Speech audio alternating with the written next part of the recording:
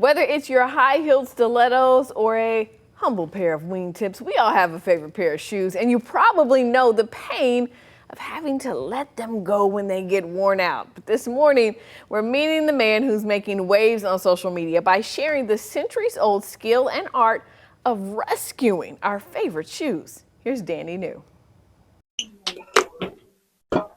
Fourth-generation cobbler Jim McFarland did not expect to become the country's most famous shoe repairman. We've had what I call a shoonami experience. Since his daughter Victoria began making videos of him in 2021, the Lakeland, Florida resident has garnered millions of followers on social media. Now he receives loafers to mend from all over the country. Guys, Jim McFarland with America's Cobbler.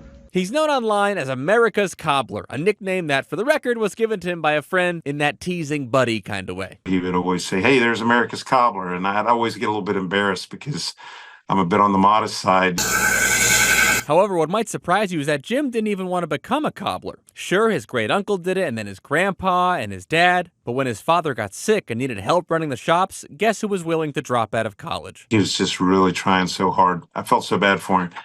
And so I took this one over. Sadly, Jim's father passed away a few years later, and here is the last photo they took together. It hangs in this store today, 4 decades later. You know, my last words were to my dad, "You're the best friend I've ever had. I love you so much. I couldn't ask for a better dad." That's one thing about being in here is you always feel a close connection still. And now in that same store, Jim is teaching his family's 5th generation of cobblers. But with how many people are watching his videos, I think you could argue that he's helping millions join the family trade. This is an oak bark tan leather. It's the highest quality leather in the world.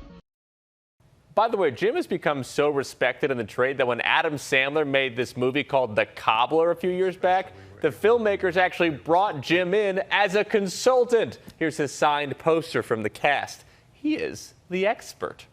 In New York, for ABC News, I'm Danny New.